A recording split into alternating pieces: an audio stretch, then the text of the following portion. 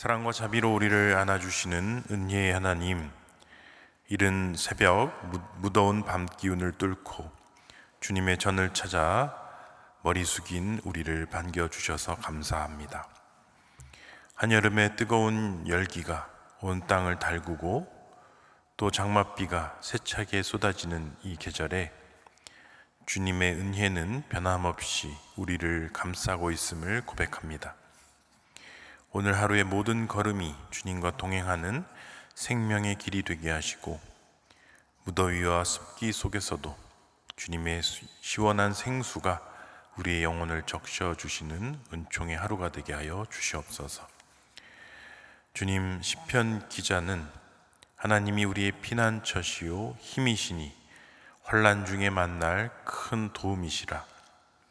그러므로 땅이 변하든지 산이 흔들려 바다 가운데 빠지든지 바닷물이 흉용하고 뛰놀든지 그것이 넘침으로 산이 요동할지라도 우리가 두려워하지 아니하리로다 라고 고백하였습니다.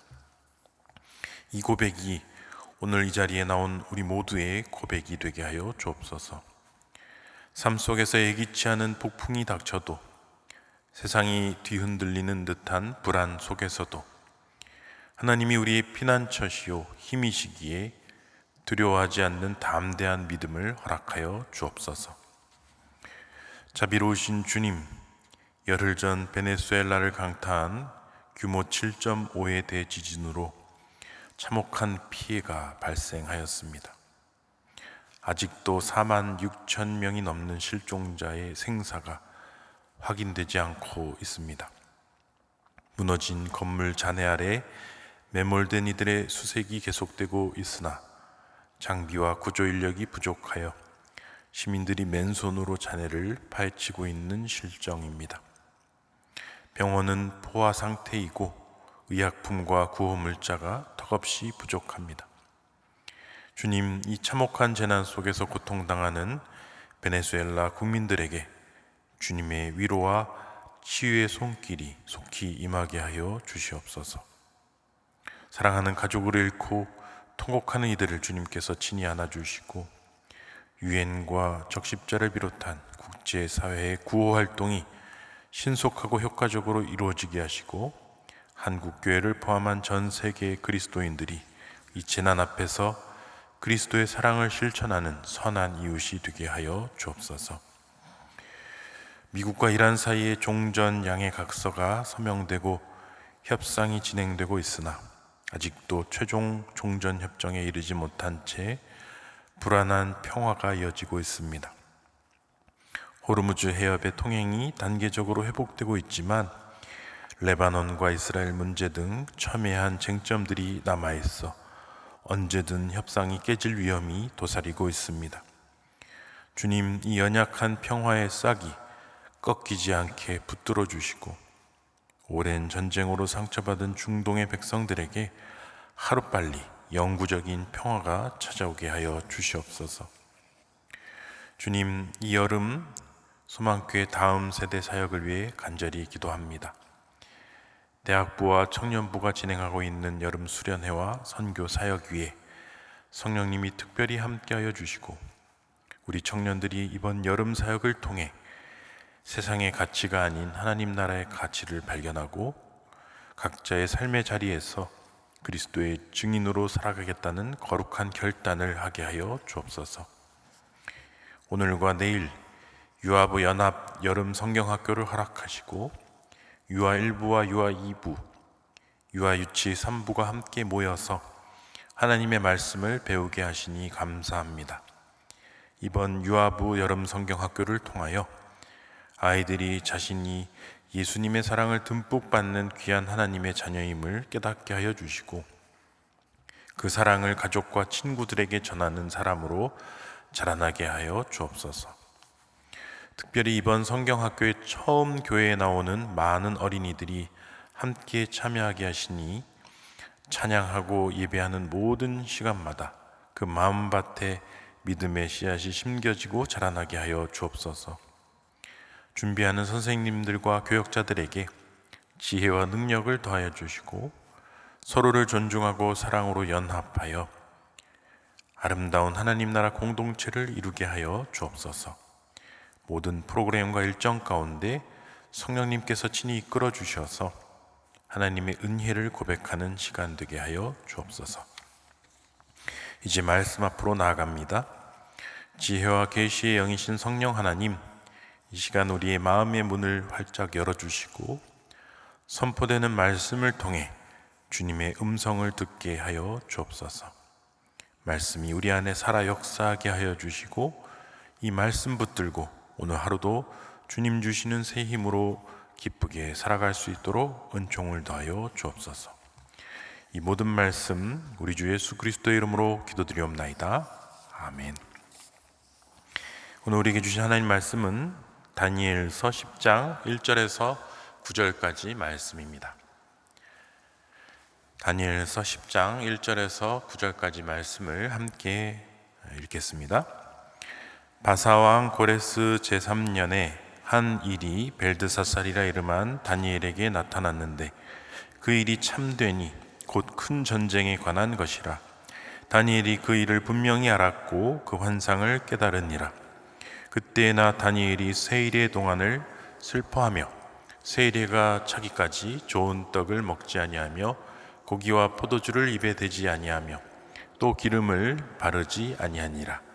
첫째 달 24일에 내가 힛데겔이라 하는 큰 강가에 있었는데 그때에 내가 눈을 들어 바라본즉 한 사람이 세마포 옷을 입었고 허리에는 우바스 순금띠를 띠었더라. 또 그의 몸은 황옥 같고 그의 얼굴은 번갯빛 같고 그의 눈은 횃불 같고 그의 팔과 발은 빛난 놋과 같고 그의 말소리는 무리의 소리와 같더라. 이 환상을 나 다니엘이 홀로 보았고 나와 함께한 사람들은 이 환상은 보지 못하였어도 그들이 크게 떨며 도망하여 숨었느니라. 그러므로 나만 홀로 있어서 이 큰 환상을 볼 때 내 몸에 힘이 빠졌고 나의 아름다운 빛이 변하여 썩은 듯하였고 나의 힘이 다 없어졌으나 내가 그의 음성을 들었는데 그의 음성을 들을 때 내가 얼굴을 땅에 대고 깊이 잠들었느니라.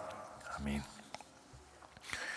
오늘 1절에 보면 바사왕 고레스 제3년, 페르시아의 고레스 왕이 등극한 지 3년이 지난 시점에 다니엘에게 엄청난 계시가 임했다라는 것을 우리가 여기서 보게 됩니다. 큰 전쟁에 관한 소식이 그에게 전해졌습니다.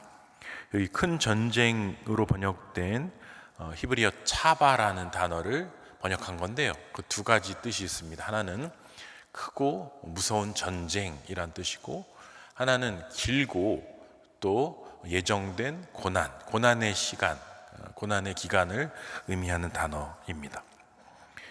이것은 중의적인 표현을 갖고 있는데 앞으로 이스라엘 역사 속에서 일어나게 될 크고 작은 침략 전쟁 혹은 여러 전쟁, 국지적인 전쟁을 가리키는 단어이기도 하지만 종말론적인 큰 틀에서 볼 때 이제 인류의 최후의 심판, 마지막 전쟁, 아마겟돈 전쟁까지 가리키는 그런 큰 의미의 전쟁, 그리고 환란의 시기, 이걸 가리키는 용어라고 말할 수 있겠습니다.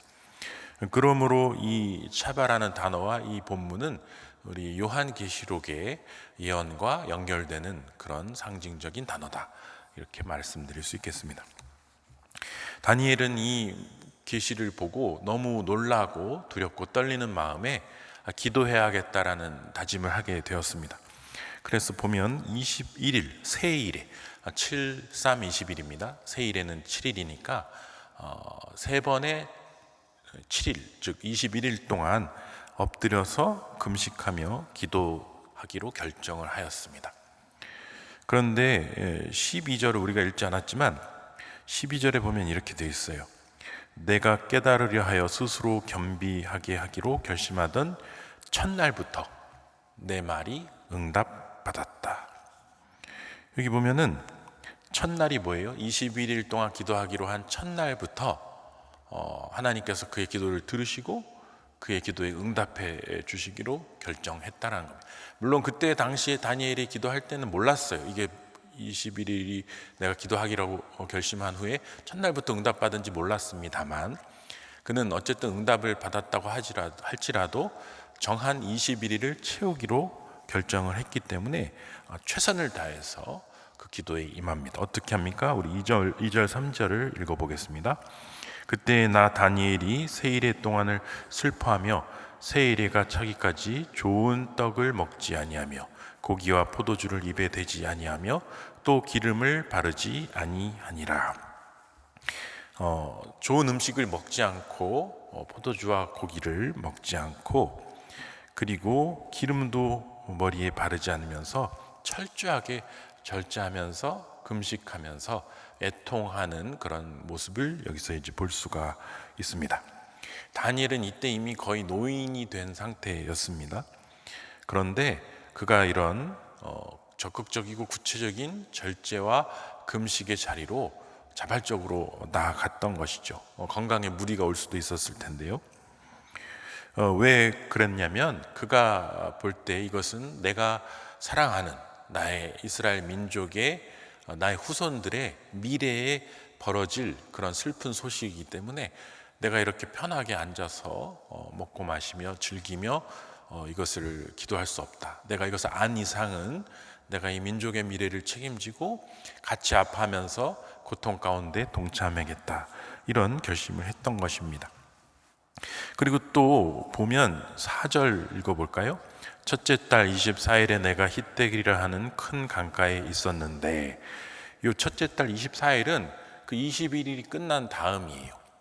그러니까 첫째 달 3일쯤부터 기도를 시작해서 21일이 지나서 첫째 달 24일이 된 겁니다.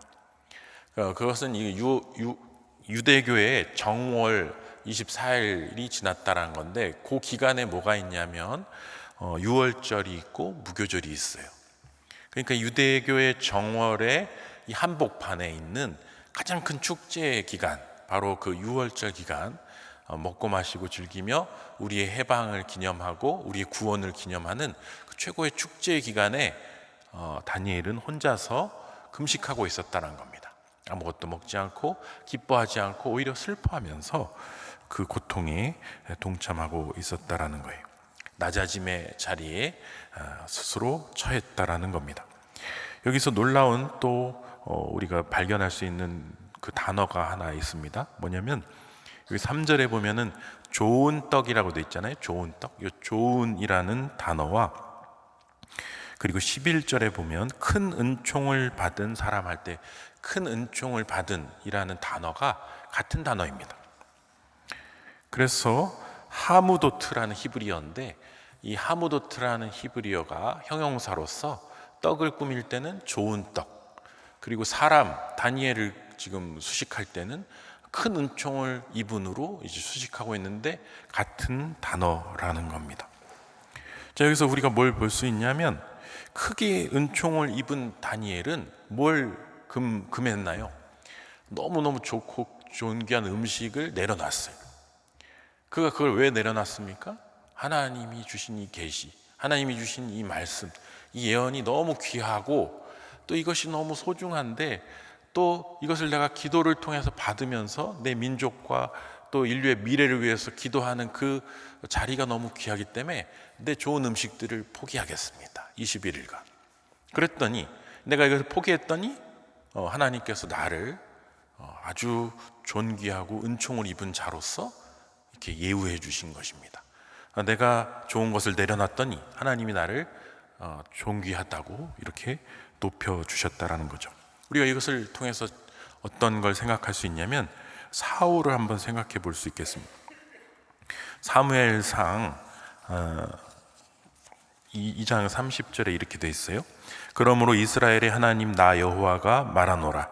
내가 전에 내 집과 내 조상의 집이 내 앞에 영원히 행하리라 하였으나 이제 나 여호와가 말하노니 결코 그렇게 하지 아니하리라. 나를 존중히 여기는 자를 내가 존중히 여기고 나를 멸시하는 자를 내가 경멸하리라. 사울은 한때 하나님의 사랑을 받고 또 존중히 여김을 받고 굉장히 높임을 받았던 사람이에요. 근데 사울을 하나님께서 더 이상 그렇게 안 보고 나를 멸시하는 자를 내가 멸시하겠다 이렇게 하시거든요. 사울의 실수가 뭡니까? 하나님을 멸시했다라는 거예요. 하나님이 그를 이렇게 지극히 높게, 아까 말한 좋게 은총을 입은 자로서 대우해 주셨는데, 그 사울이 그 은혜를 잊고 하나님의 말씀, 하나님께 드리는 예배, 하나님이 명하신 모든 것들을 하찮게 여기고 그것을 이게 경솔하게 대했던 것이죠. 그랬더니 하나님이 나를 존귀히 여기는 자를 내가 존귀히 여기고 나를 경멸하는 자를 내가 경멸하겠다, 이렇게 말씀하신 겁니다. 다니엘은 지금 가장 귀한 것들, 좋은 것들을 내려놨어요. 하나님과 그의 나라를 위해서 내려놓고 기도했어요. 그랬더니 하나님께서 그를 크게 은총을 입은 자로서 또 존중하셨다. 자, 이 세 일의 기도가 끝난 정월 24일, 4절에 보면 정월 24일에 끝났어요. 그랬더니 이제 히데겔, 곧 티그리스 강가로 이제 그가 나가서 기도를 다시 또 하고 있습니다. 이때 큰 환상을 보죠. 큰 환상을 보는데 이 환상을 그가 혼자 봅니다. 혼자. 7절 말씀을 같이 읽어보겠습니다. 이 환상을 나 다니엘이 홀로 보았고 나와 함께한 사람들은 이 환상을 보지 못하였어도 그들이 크게 떨며 도망하여 숨었느니라. 자, 혼자서 봤어요. 이게 또 어떤 사건 중에 있었습니까? 사도 바울이 다메섹으로 예수님을 믿는 사람들을 잡으러 가던 그 길가에 예수님이 나타나셨죠. 그래서 빛으로 드러나서 사울아 사울아 부르면서 내가 왜 나를 핍박하느냐 하셨을 때 함께한 자들이 또 그 음성을 못 들었어요. 그래서 무슨 일이 일어난지 몰랐습니다. 지금 다니엘도 그렇고 사울도 그렇고 하나님께서 특별하게 임하셔서 계시를 주실 때 이 준비된 한 사람, 어떻게 보면 하나님이 예비한 한 사람에게 집중적으로 이렇게 환상과 계시를 통해서 말하실 때가 있다라는 거예요. 아주 특별한 어떤 계시의 역사다, 이걸 우리가 여기서 확인할 수 있습니다. 다니엘이 본 환상의 내용은 무엇입니까? 우리 5절 6절을 같이 읽어보겠습니다. 그때 내가 눈을 들어 바라본즉 한 사람이 세마포 옷을 입었고 허리에는 우바스 순금띠를 띠었더라. 또 그의 몸은 황옥 같고 그의 얼굴은 번갯빛 같고 그의 눈은 횃불 같고 그의 팔과 발은 빛난 녹과 같고 그의 말소리는 무리의 소리와 같더라. 이걸 보면은 어마어마한 거예요. 인간의 언어가 감당할 수 없는, 뭔가 형용할 수 없는 엄청난 신적인 존재의 영광을 어떻게든 표현해 보려고 이렇게 한 겁니다. 그런데 우리가 이 형상을 또 언제 보냐요? 언제 나오나요? 600년이 지난 어느 주일에 반모섬에서 요한이 계시록을 쓸 때, 그 계시를 받을 때 등장한 형상도 이와 거의 흡사합니다. 거기 보면은 그의 눈은 불꽃 같고 그의 발은 풀무불에 단련한 빛난 주석 같고 그 음성은 많은 물소리와 같다고 돼 있거든요. 그러니까 이 요한계시록을 쓴 요한이 다니엘서를 얼마나 많이 읽었겠어요. 수도 없이 읽고 거의 외도하시피 하면서 기도하다가 이 다니엘이 만났던, 여기에서 만났던 바로 그 신적인 존재, 아마도 예수 그리스도이라고 우리가 짐작되는데 그 신적 존재를 이 600년 후에 이 계시록을 쓴 요한도 만나게 된 겁니다. 성경과 성경이 이렇게 지금 포개어져 있죠. 이 예수님을 만난 다니엘도 또 요한도 그때 딱 당시에 이렇게 꼬꾸라졌어요. 이 놀라운 신적인 체현과 현현 앞에 너무 놀라서 죽은 자와 같이 엎드러졌던 것을 우리가 이제 보게 됩니다. 그러면서 그 충격이 너무 크다 보니까 어떻게 되냐면 8절 읽어보겠습니다. 그러므로 나만 홀로 있어서 이 큰 환상을 볼 때에 내 몸에 힘이 빠졌고 나의 아름다운 빛이 변하여 썩은 듯하였고 나의 힘이 다 없어졌으나, 이렇게 완전히 힘이 다 빠진 거예요. 너무나 놀라운 신적인 존재 앞에서 압도돼 가지고 완전히 그의 남은 힘이 다 빠졌다, 이것을 볼 수 있습니다. 근데 특히 여기서 지금 나의 아름다운 빛으로 돼 있잖아요. 8절에 보면은 나의 아름다운 빛이 변하여 썩었다. 이 나의 아름다운 빛으로 번역된 단어가 히브리어 호드라는 단어입니다. 호드. 이것은 영광, 위엄, 이런 단어입니다. 다니엘이 지금 내 빛이 아름답다고 하는 것은 자기 얼굴 빛을 말하는 게 아니라 나의 위엄과 영광, 그것은 바로 그가 3명의 황제를 모시면서 제국의 총리로 지냈잖아요. 그러니까 그 지위가 주는 위엄을 말하는 겁니다. 제국을 통치하는 총리로서의 그 위엄과 영광이 하나님을 만나고 그 하나님의 신적인 존재 앞에 서니까 이게 썩은 것과 같이 보잘것없는 것으로 변했다. 그만큼 하나님의 영광과 하나님의 위엄, 하나님의 호드가 워낙 탁월하고 존귀하기 때문에 인간 다니엘이 갖고 있는 제국 총리로서의 그 영광은 비할 바가 못 되었다. 그렇게 말할 수 있겠습니다. 우리가 이걸 보면서 또 한 가지 놓치지 말아야 할 것이 있습니다. 다니엘은 지금 이 히데겔 강가에 서기 전까지 21일을 기도했어요. 21일 동안 금식 기도를 했습니다. 여러분, 금식 기도를 왜 합니까? 금식 기도의 가장 큰 목적은 자기 부인이에요. 나의 정욕을 죽이고 나의 야망을 죽이고 나의 하나님보다 앞서가는 모든 것들을 다 꺾고 부수고 나를 죽이는 거예요. 그게 금식 기도입니다. 21일을 금식 기도했으니 이 다니엘이 지금 얼마나 배도 고프고 또 얼마나 자기의 도끼도 다 빠졌을 것이고 야망도 없어졌을 것이고 먼지와 가루와 같은 상태로 주님 앞에 섰어요. 그런데 아직도 그에게 힘이 남아 있었던 거예요. 여기 보면은 그가 힘이 빠지고 영광이 썩어졌다고 했지 않습니까? 여기서 우리는 뭘 볼 수 있습니까? 우리가 때로 하나님 앞에 설 때, 기도할 때 내가 이 정도면은 힘을 많이 뺀 것 같다. 내가 이 정도면 하나님 앞에 겸손해진 것 같다. 내가 이 정도면 준비가 된 것 같다.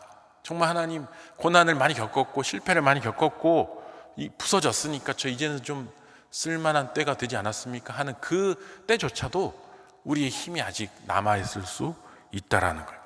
그래서 이럴 때 우리는 내가 이 정도면 준비됐다라는 생각조차도 교만일 수 있다라는 것을 우리가 여기서 볼 수 있어야 합니다. 우리 이때는 늘 주님의 십자가를 생각하셔야 돼요. 우리 주님이 십자가에 달려 돌아가실 때 마지막 순간까지 고통당하시면서 흘리신 게 뭡니까? 마지막 남은 한 방울의 물, 마지막 남은 한 방울의 피까지 우리를 위해서 흘리셨어요.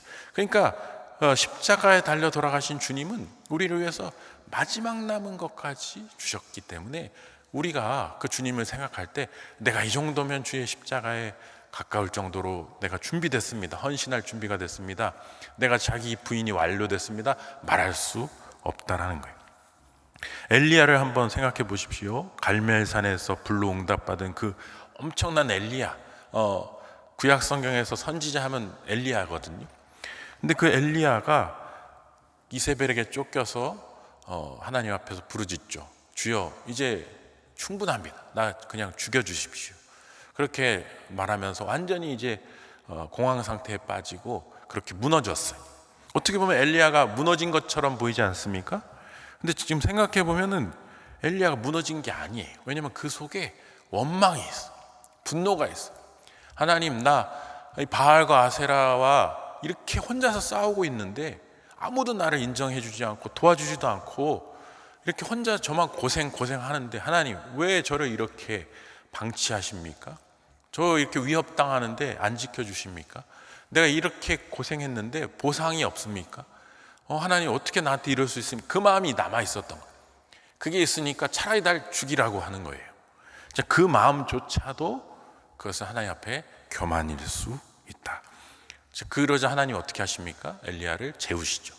재우고 먹이고 또 마시고 그러면서 그의 모든 분노와 원망을 또 이렇게 다 빼주셔요. 그래서 그가 이제 나중에 머쓱해지죠. 내가 이렇게 막 분노하고 원망하고 하나님께 이렇게 했던 게 좀 머쓱해질 때쯤 다시 일으켜 세우셔서 40주 40야를 달려가서 새로운 세미한 음성 가운데 사명을 주시죠. 그래서 엘리야가 다시 준비되게 하시고 또 완전히 힘을 빼고 낮아진 상태에서 사명을 주셔서 또 위대한 과업을 완수하게 하십니다. 다니엘도 마찬가지예요. 그 말소리를 들을 때 내가 얼굴을 땅에 대고 깊이 잠들었다. 엎어져서 마지막 남은 힘까지 다 빠졌어요. 내가 이제 다 뺐다고 생각했는데 마지막 남은 힘까지 다 빠진 그 상태에서 어떻게 됩니까? 우리가 읽지 않았지만 10절에 보면은 한 손이 있어서 나를 어루만지고 쓰러진 그 자리에서 일으켜 세우시는 거죠. 은총은 하나님의 은총은 우리가 쓰러진 자리에 임한다. 우리가 무너진 자리, 우리가 힘이 빠져서 좌절하고 모든 길이 막힌 것 같고 모든 것이 이제 끝났다고 생각하는 바로 그 자리에, 내 힘이 다 빠진 그 자리에 하나님의 은총은 가장 놀랍게 임한다. 그러면서 뭐라고 하십니까? 내가 전에는 요한에게도 그러죠. 내가 전에 죽었었던 자다.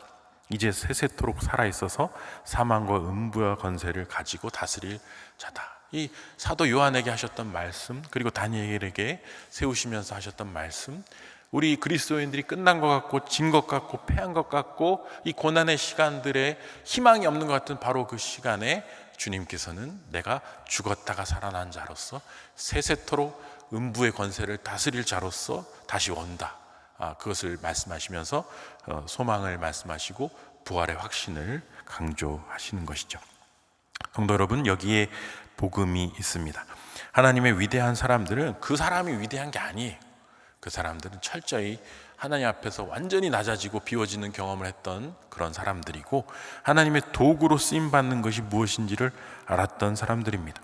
힘이 다 빠진 자리는 실패의 자리가 아닙니다. 그러므로 우리 하나님께서 일하시는 그 자리를 기대하면서 내 힘으로 붙들고 있던 마지막 한 줌까지 다 내려놓고 철저히 주님의 도구가 되어야 하겠습니다. 십자가에서 마지막 물과 피 한 방울까지 쏟으시면서 다 이뤘다고 하신 그 주님께서 이제 우리가 쓰러진 그 자리에 우리의 손을 붙들어 주시고 이렇게 세우시며 내가 너와 함께한다, 나와 함께 주의 일을 이루자, 이렇게 초청하실 때 기쁨으로 거기에 응답하실 수 있는 우리 모두가 되실 수 있기를 주님의 이름으로 축원합니다. 이렇게 기도하겠습니다. 하늘에 계신 우리 아버지, 아버지의 이름을 거룩하게 하시며 아버지의 나라가 오게 하시며 아버지의 뜻이 하늘에서와 같이 땅에도 이루어지게 하소서. 오늘 우리에게 일용할 양식을 주시고 우리가 우리에게 잘못한 사람을 용서하여 준 것 같이 우리 죄를 용서하여 주시고 우리를 시험에 빠지지 않게 하시고 악에서 구하소서. 나라와 권능과 영광이 영원히 아버지의 것입니다.